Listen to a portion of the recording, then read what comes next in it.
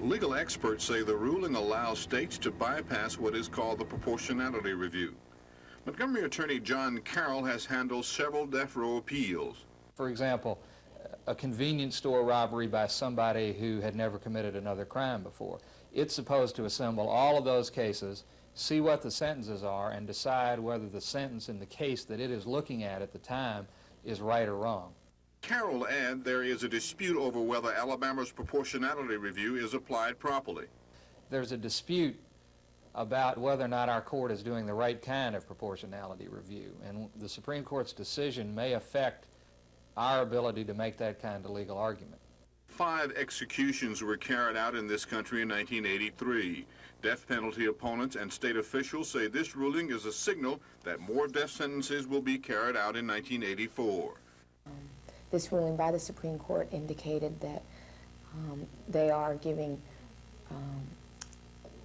clearing the way for more executions. My attorneys advised me that the result will probably be that one more step in the appeals has been taken out, and so the timetable could be shortened. State officials say 70 inmates are now in Alabama's death row. It's not known what effect the Supreme Court's ruling will have on their individual cases, but capital punishment opponents predict a sharp increase in electrocutions this year. This is Norman Lumpkin, WSFA TV News reporting.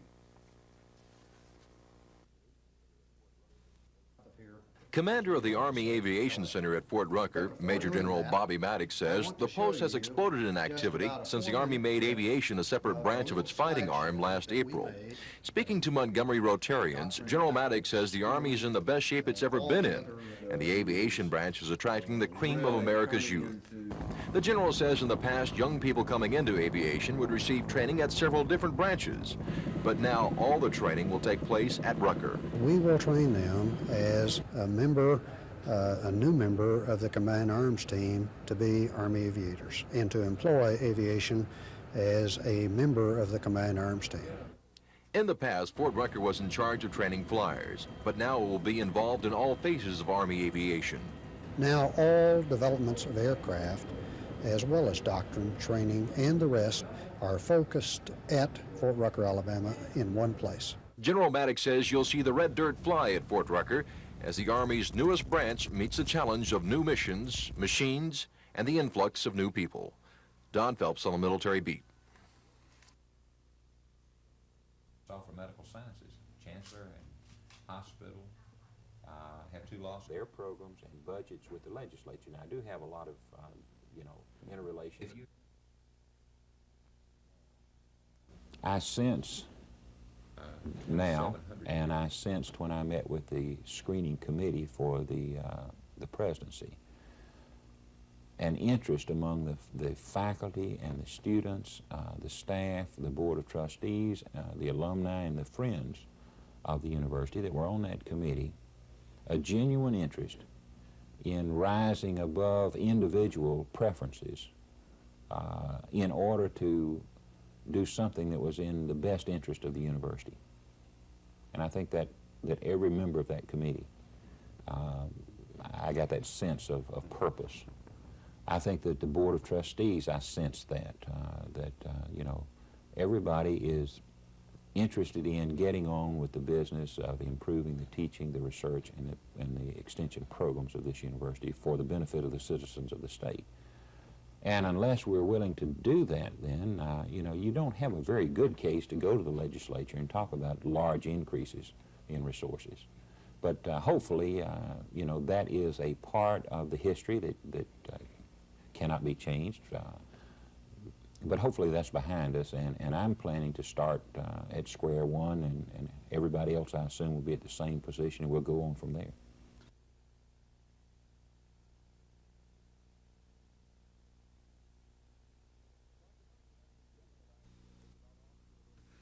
Dr. Martin has some definite ideas about Auburn University's role as a land-grant school and the services it should render to the state. Well, as the 1862 land-grant institution, I think Auburn University, I know it has a statute mission of providing resident instruction, research, and public service or extension in you know, agriculture, mechanical arts, and those programs related there too, which pretty well covers the waterfront. I think Auburn has done a good job in that area, given the resources it's had to operate with. Dr. Martin is also concerned about salaries and benefits for staff and faculty members. A university is people. So we've got to look at the salary improvement program so that at least the top faculty and staff, that we can be competitive. But in order to retain and attract outstanding faculty, they also like to work in an environment that is productive. And so hopefully we can get an environment in which we're cooperative between, and I mean cooperation between the administration and the faculty, between the faculty and the students, and between faculty in different colleges. Dr. Martin sits in on Auburn's presentation to the state legislative budget hearing tomorrow. Then it's back to Arkansas to tie up any remaining loose ends before making the move to Auburn. I'm Bob Howell, WSFA TV News, reporting from Auburn. That was developed by the 5 doctoral degree granting institutions for about 25 projects that would deal with high technology in a number of areas that would be beneficial to the state and would involve about $15 million.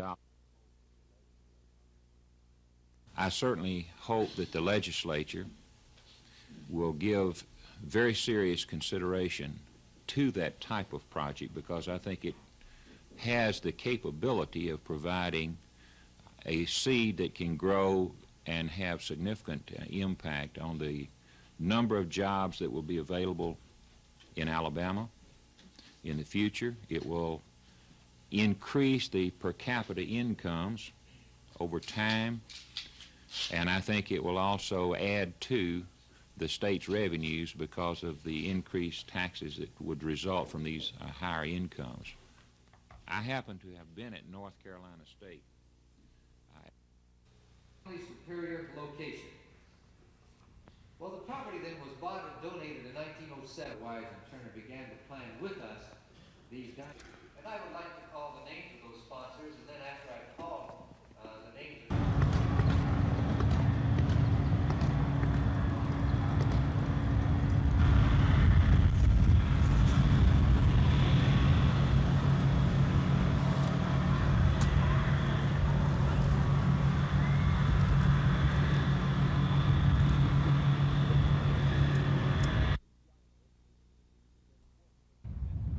These giant earth-moving machines have been at work for days, clearing out a spot for a $10 million Greyhound racing track.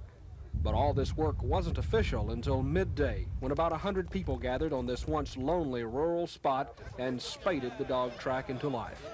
There were many speeches, introductions, and prophecy about the great days and years to come because of the millions of dollars in taxes expected to be generated by the pari-mutuel gambling at the dog track.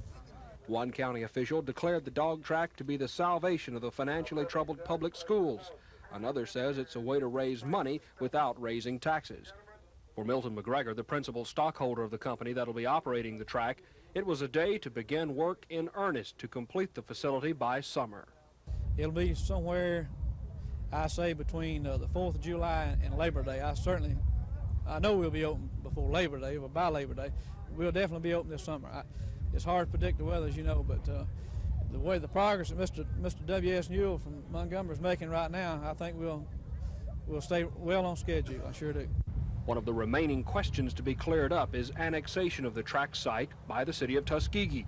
Mayor Johnny Ford says he's talked to residents from the Shorter community over their concerns about being left out of the money for civic improvements.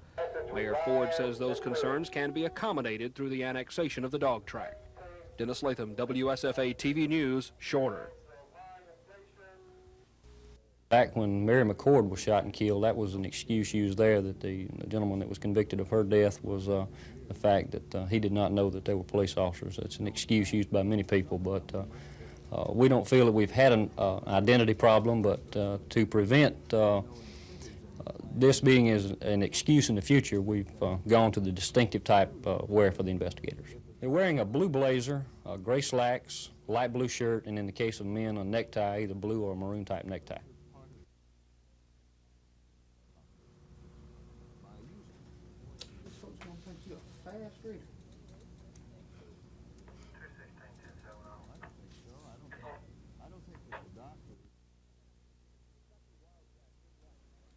First half of the game, Kentucky Wildcats in white. Sam Bowie at center with a nice feed to Kenny Walker. Walker, number 34, the star of this game.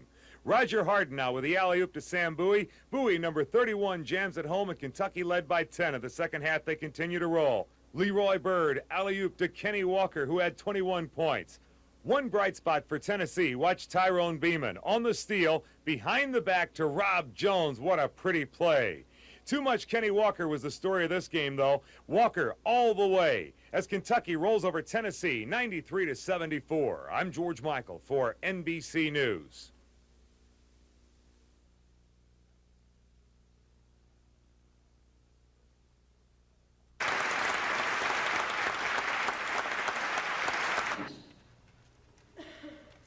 Oh, I wrote a few. Listen to the way people talk. The billows of white hair escaping from the pile on her head.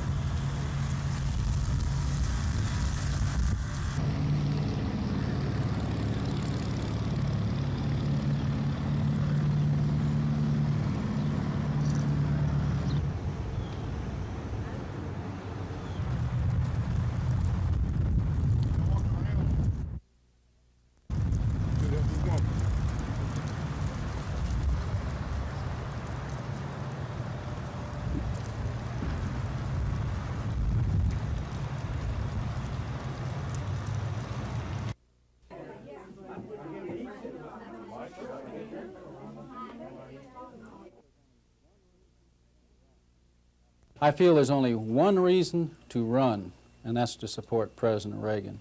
I don't think there's anything that needs to be done any greater than support him. His policies have been wonderful. I think he's done a great deal for this country in the last 3 years. I fully expect him to be elected again. I expect the next 4 years even to be greater. I think this country is on the verge of a real breakthrough in economy. I think we can restore pride and dignity to this country. I think for a while we got to the point there, defensively especially, where we're on the verge of a real problem. I think his programs for defense of this country, restoration of jobs, increase in education, elimination of at least most of the crime that we can eliminate is very important. You here, we have a very nice group. I think we're here for one reason.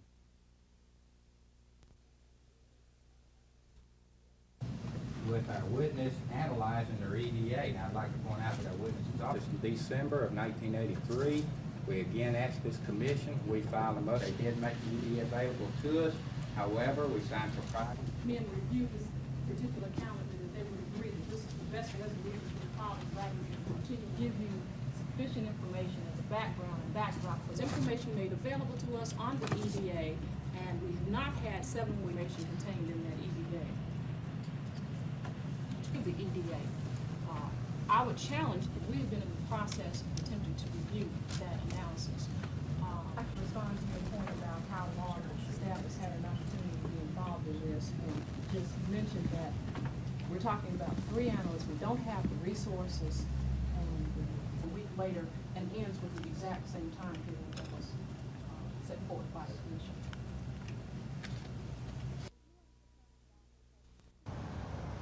The U.S. Attorney's Office has issued subpoenas to all the attorneys who defended the 7 suspects on drug charges. This means 11 lawyers must appear before a federal grand jury on February 15th. They have been asked to bring any records of how they were paid by their clients. U.S. Attorney John Bell says he never considered the case closed, even though the government dropped charges against 4 suspects before they were tried and against a 5th suspect after a mistrial. The last 2 suspects were convicted and sentenced to jail, but both men are appealing. Mr. Bell says he hopes some of the suspects will be indicted again, but he also says his office is trying to track down the source of the cocaine, a man with enough money and connections to set up a $230 million drug deal and cover legal fees if the deal turns sour. Mr. Bell will only confirm his office is looking for a suspect who operates out of Tennessee and Florida. Meanwhile, defense attorneys are scrambling to find out what legal protection they have, to find out how much they must reveal about their relationships with their clients.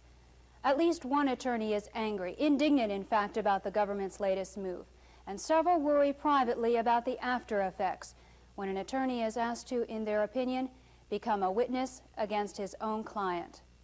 Susan Silvernail, WSFA TV News at the Federal Courthouse. This $220,000 check, and say that this is just kind of a down payment to you for a high quality that we expect the relationship between General Motors. At the time we got into this agreement, General Motors had looked into cost savings possibilities and had planned to close the plant because we couldn't get the cost out. And as a result of the association with the university and the faculty and students working in the facility, it was decided to keep the plant open and to try and see if we couldn't reduce the cost. And in fact, that has happened as a result of that agreement. So we at the University of Alabama are thrilled at the opportunity to participate with General Motors in this interesting and I think in many ways unique kind of partnership.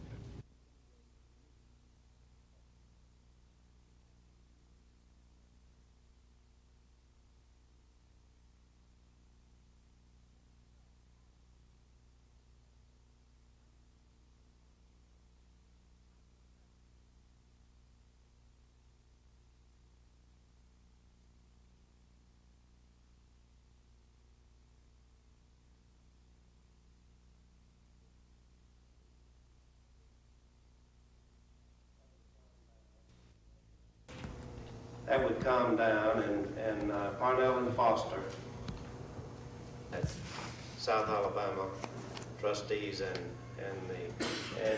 all of you know the kinds of times we've gone through. The amount of uncollectible accounts.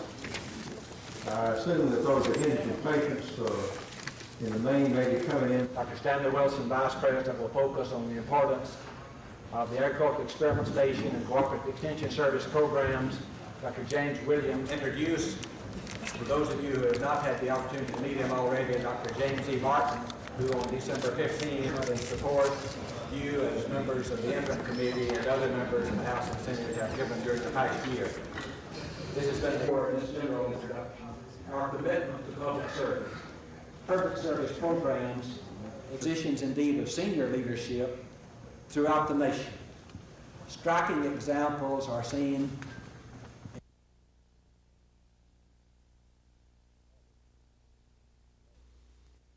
Bob, the changes came slow that you didn't actually realize that they were changes at the time, but now looking back, I guess the technological changes was probably the one biggest change. Like when I started, I was driving a 50 Ford, and as a trooper, and our communication facilities were, of course, 1-2-ray radio, and that worked most of the time. If you was up on top of a hill, then in changes in the working conditions.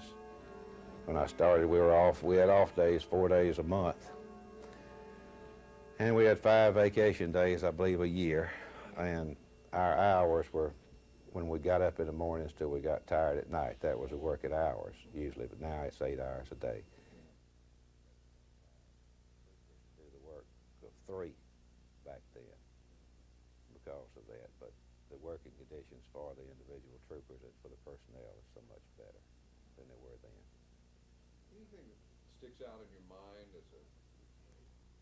When he was highway patrolman Fuqua, things were quite different. A few officers did all of the work, which usually meant being on the road from daylight to dark and on into the night, most every night. There were the turbulent years of unrest while the civil rights struggle rocked the state in Montgomery. The troopers were a tight-knit group most of the time, and many of the men who started out with J.L. Fuqua have risen through the ranks of the department together. But when the Major looks back on more than 32 years as a trooper, one poignant memory stands out over all the rest. I went to Iraq when I was in Mobile. I was stationed in Mobile. And when I got there, there was a little baby. I don't remember, never did know its name, but it was in diapers. It was a little small baby that, for all practical purposes, was dead. It wasn't breathing. And I picked the little baby up in my arm and started giving it mouth-to-mouth recitation. And after about 4 or 5 minutes of that, the little baby gasped. And I got in the ambulance and kept that up till we got to the emergency room of the hospital. And they put the little baby on a resuscitator. Anyway, it lived. And to this day, he doesn't know that child's name.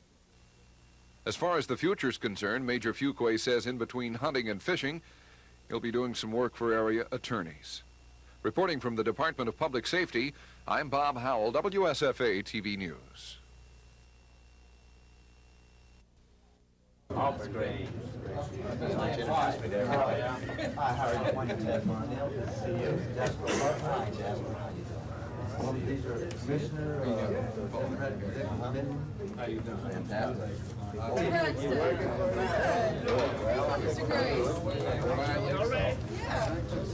Real fine, thank you. And yourself? Not bad.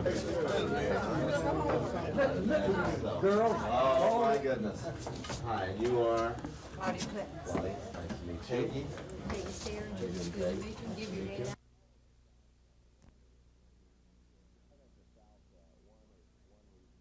I think the South, one reason in the Democratic nomination is there's a perception out there, it doesn't hold true in the polls that John Glenn would be very strong in the South.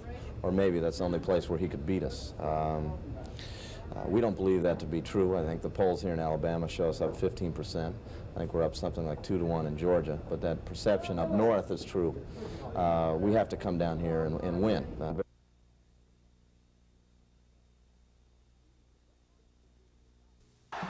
He was the best-kept secret in the Southeastern Conference last year with his 9 points and 5 rebounds a game average.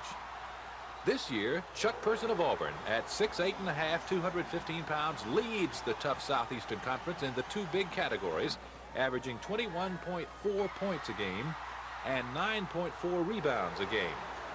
There are several reasons for this remarkable turnaround. The biggest is health.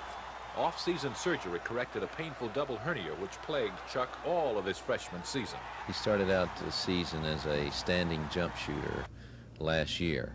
And over the summer, after he got rid of his injury problem, he started working on moving, shooting on the move, shooting off the dribble. He knew he was not a good rebounder and not a good defender at that point. He put time in on the weights and put himself in the position to where he was stronger so he could rebound. And he's in line right now to become a complete player. You're a physical player now. When did that happen?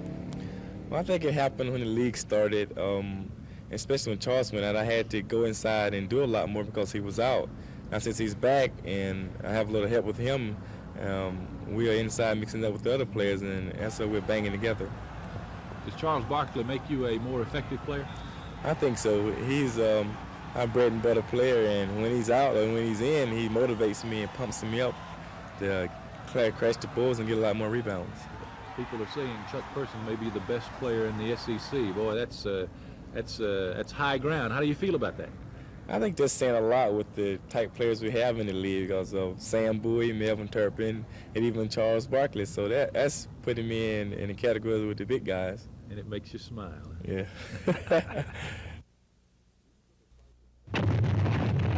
These are the sights and sounds that greeted American soldiers in Bataan in April 1942. Among the 80,000 American and Filipino soldiers stationed on the peninsula were the men of the 27th Bombardment Group, airmen turned infantrymen, because their planes were either destroyed or not working. A young flyer from Montgomery, Jim Fight, was with the 27th Bombardment Group when Bataan fell to the Japanese. Jim and his fellow soldiers not only survived 3.5 years in Japanese prisoner of war camps, but the Bataan Death March. Today, Jim owns a towing service in Montgomery. He hasn't forgotten his experiences of World War II. Even on his truck, there's a reminder. The other men of the 27th Bombardment Group haven't forgotten either. Every year they get together for a reunion. The retired Air Force colonel says the POWs had to be close to survive their ordeal, and that bond has lasted. Naturally, we want to stay together as long as we can, and at the present, there's approximately 300 left of the original 3,000. And tonight, the men of the 27th will have their story told on national TV. As Real People airs a reunion they held at Maxwell Air Force Base in 1981. Don Phelps on the military beat.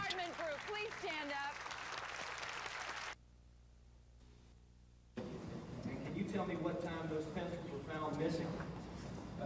Right after the value of those pencils? There were a dozen pencils there. Can you tell me The theft of certain property from the Bear Supply School. If you were take any pencils? I did. You did? Sure. Describe what happened. What did you, tell me what you saw? I was about 3 persons behind Mrs. Child, and I wanted the same type pencil that she snuck out of the cage and put in her pocket. And then when I went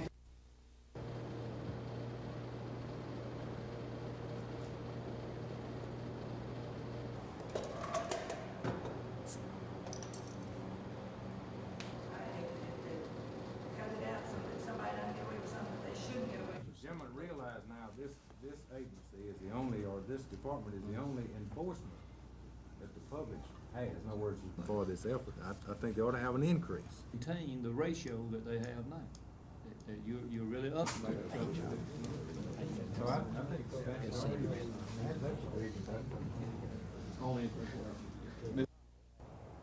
A struggling state of the economy has heavily drained the state's general fund budget, which was under heavy proration last year and isn't expected to grow any next year. But the Wallace administration says it still needs an extra $45 million next year in the general fund for a possible state employee pay raise and prison, mental health, and Medicaid costs, which they say can't be cut. Also, the state has to come up with at least $36 million a year in the Highway Department to match federal gas tax money. Today, the Legislative Highway Committee endorsed a package of bills raising almost $55 million for city, county, and state highway needs. The increases include a 2-cent per gallon gas inspection fee and a 1 cent per gallon increase in the diesel gas inspection fee. The Wallace administration has been involved in the drafting of these measures and is expected to back the proposals when the legislature meets next week. Meanwhile, the governor's staff is considering a stack of other possible tax increases to meet the expected general fund budget shortages next year. Administration sources admit that a 4-cent soft drink tax is a likely proposal and could raise as much as $58 million. Another tax considered is the 2.2% utility tax for cities like Dothan and Tuskegee, who are municipal electric companies. But administration sources are quick to point out there is still no consensus as to which of the proposals to back. The sources also say the governor is waiting to see what his task force on economic recovery will propose when it meets tomorrow in Birmingham. Chris Grimshaw, WSFA TV News at the Capitol.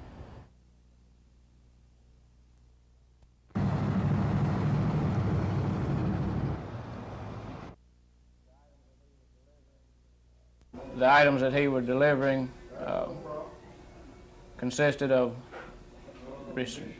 deposits, receipts, and canceled checks. No currency whatsoever was taken.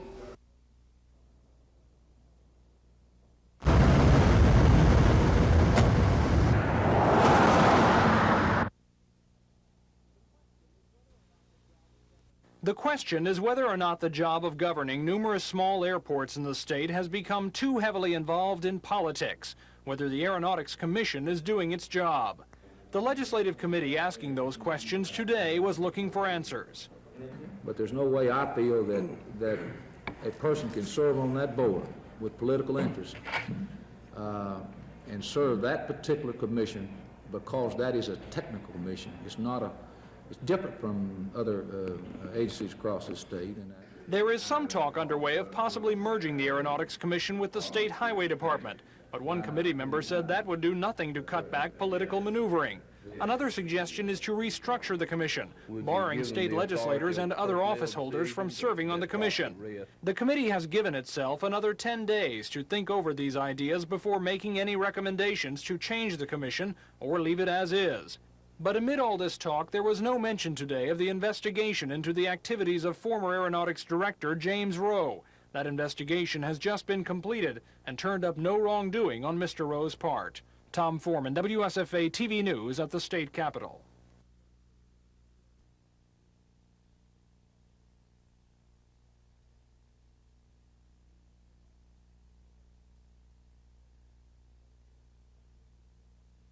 His characters, and I'm not criticizing the individuals.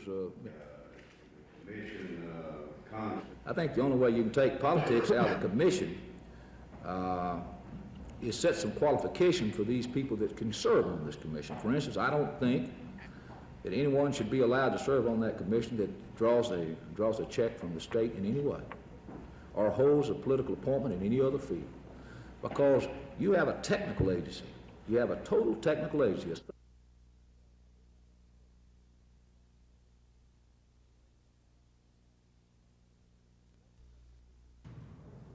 He laces up his sneakers just like any other basketball player. But he's not just any other player.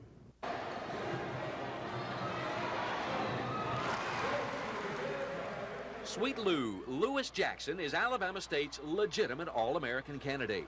The 6'6", 205-pound senior forward from Wetumpka is not only in line for postseason accolades, but he's also considered a possible first-round NBA draft choice. James Oliver, the ASU coach, knows about potential pro talent. He's coached 4 first or second round choices. But Oliver says Lewis may be better than any of them. I don't think I've coached a better shot blocker, defensive player than Elmo Smith, a better shooter than Travis, a player with more intensity than Billy Bates or Kevin Loader. But Lewis Jackson has the completeness of all these players. Lewis is a great defensive player. He plays with great intensity. He has great poise. He's an excellent outside shooter. He's by far, the most complete and best player I think that I've coached in my coaching career. Jackson has stacked up some impressive individual stats while at ASU. This season, his close to 27-point-per-game average is 5th in the nation. And he's in the top 5 in the SWAC conference in 4 offensive categories. Jackson not only leads ASU in scoring, but he's also the team leader in steals and second in assists. It's these team stats that Lewis takes the most pride in. I try to be a good team player because, we have individual players just trying to do everything by themselves. The other players have a tendency to not want to play as hard as they would if everyone was playing together. So I try to be a great team player. Being the team player he is, Lewis says postseason tournament action for Alabama State is all he's looking forward to right now. He says the NBA draft will take care of itself. Rick Paz, WSFA TV Sports. Third, I made the pledge that we should use the buying power of the University of Alabama, say the first in the state to implement a core curriculum, and that's the Industrial Assistance Program. We're asking for almost $2 million in this program. Is to provide research and service to business and industries in the state. The major expenditures out of this would be for such things as computer-aided engineering programs and assistance, production system management, materials management programs, and providing the kind of expertise that's necessary for putting together a real factory of the future here in Alabama. We look forward to assisting in that process. So without further ado, resolution to proclaim the Alabama Small Business Week, requesting the governor to proclaim the week of May 7th, or tags or whatever. They're staying in line. It's permanent standing committee. So, Richard? Thank you, Senator Holmes. I also would like to say they need to have an ear and an open door so they can show their concerns and have someone to listen to them and talk to them about their problems. Another piece of states around us in the nation that we do care about small businesses, and that something's going to be done about small businesses in Alabama. And they have that opportunity now since we have this committee, an interim committee and a permanent standing committee. Could you take one more? I think there's plenty of light here. Yeah.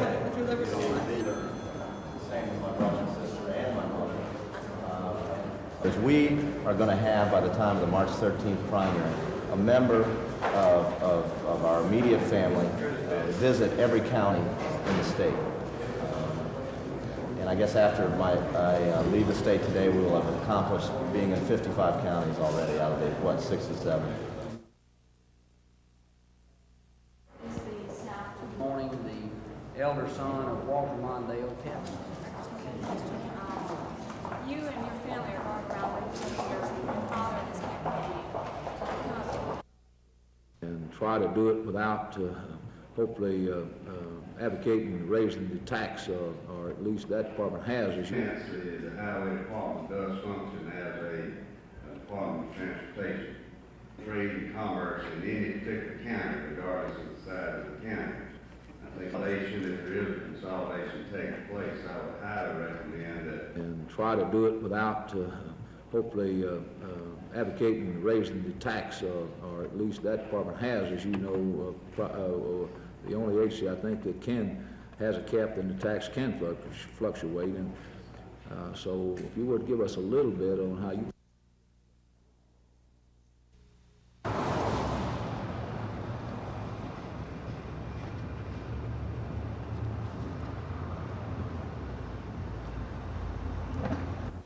At approximately 8:40 a.m.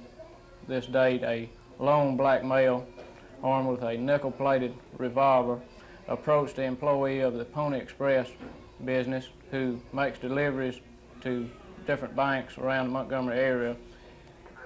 The employee was making a delivery to the First Montgomery Bank on Montgomery Street. The items that he was delivering consisted of deposits, receipts, and canceled checks. No currency whatsoever was taken.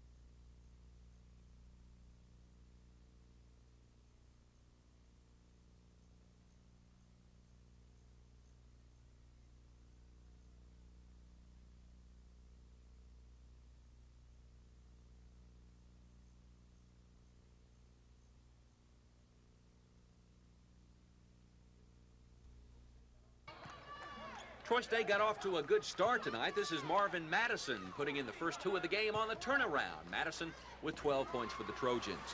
Columbus looked to be the quicker team in the early going, though. This is Chubby Jackson with a steal, and he'll take the length of the court for two of his game-high 18. The Cougars then started mounting a lead midway through the first half. John Rutledge put Columbus up 14-8 on that layup. The lead then bulged to 20-8 when Tim Thomas comes up with a theft here and takes it the distance for the slammer. But Don Maestri regrouped his Trojans, and they made a game out of it. Here's a nice 22-footer by Tim Brown, who had 12 for Troy. Andre Hills, with this nice turnaround, led the Trojans with 13. Troy got back in it, but they fall in the late going 59-56 to Columbus College. The Cougars now 13-4 on the year. Troy State slides to 11-8. Rick Pons, WSFA TV Sports in Troy.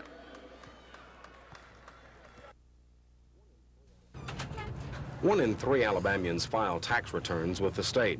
But Revenue Commissioner James White thinks that's not everyone who owes taxes.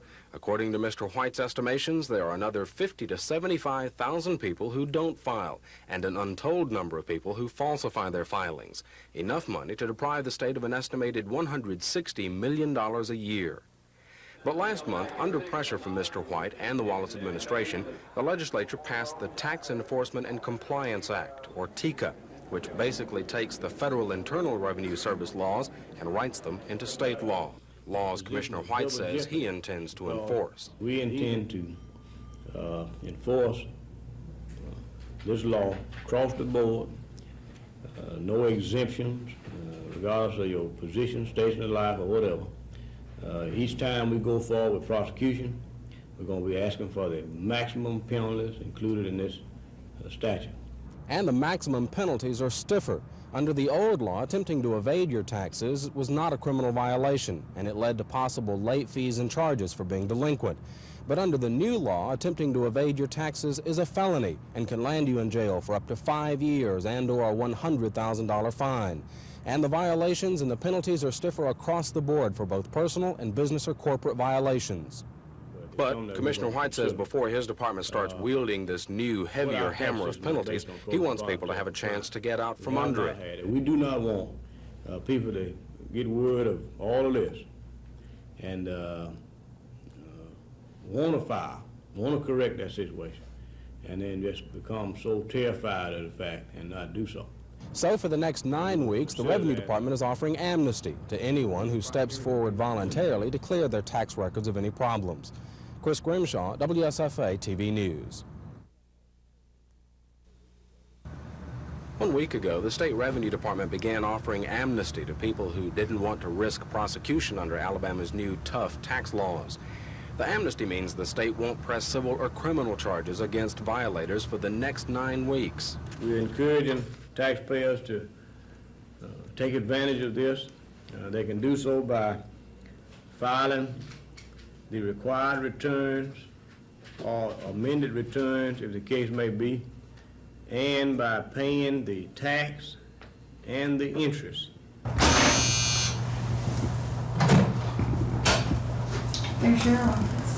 Fair Share is the Revenue Department division created to handle the amnesty program. Bob Howard is the division chief. It's been quite good. We've had telephones ringing practically all day long. And there are all kinds of taxpayers, including professional tax practitioners, CPAs, and even a lawyer or two that has called in on behalf of a client, getting general information. Already, the Fair Share Department is receiving checks from people who want to settle up. How much money will eventually come in? They don't know yet. But there are 5 other states which have offered amnesty under similar circumstances. The collection rates vary from several $100,000 to the nearly unbelievable figure of more than $40 million collected by Massachusetts. That just gives you an idea of what is available, what's out there.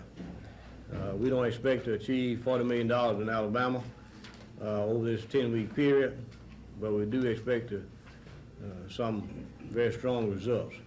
The last day to apply for amnesty is April 1st. That's when Mr. Howard's division takes on its job of searching out tax evaders and making sure they pay their fair share. Chris Grimshaw, WSFA TV News.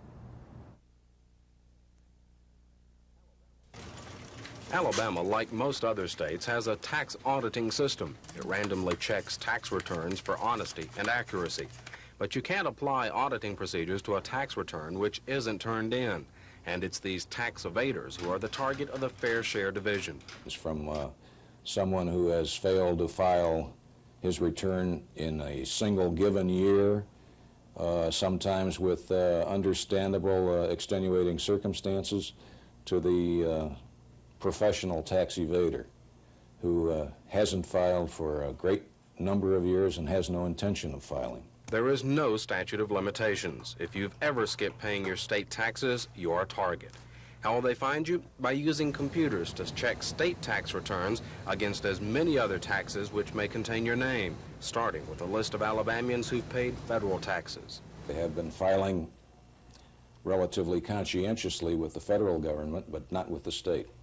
And so a comparison of those two will draw those people Bring out. those people to light, yes. They'll be matching up motor vehicle registration, property tax records, boat registrations, antique car registrations. You can see from those last 3 that I've named there that we're looking at the upper income bracket of taxpayer, where we feel like a lot of this evasion dollar is taking place. This all deals with personal income tax. Is Yes, that that's the right. total focus of the Fair Share? No, not at all. Corporate income tax is also a very sizable portion of this effort. And we will be comparing corporate filings with the federal government in the same manner. The Fair Share Office will begin its serious tax evader search on April 2nd, the day after the current one-time amnesty program ends. Chris Grimshaw, WSFA TV News.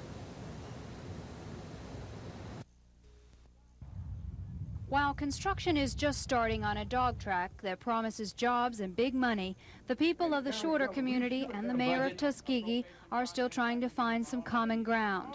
Mayor Ford says his city is going to provide important services to the track, so it should be part of Tuskegee, not Shorter. The city of Tuskegee is going to be required to come up with a sizable investment to be able to provide these services. The Shorter community feels like without annexation, we still have a possibility or have the possibility to gain more because we'll still reap the benefits, hopefully from the track and other businesses that might come into the area. David Crockett heads a new group organized to fight the annexation. His committee filed another petition today in Circuit Court as part of an incorporation drive. Crockett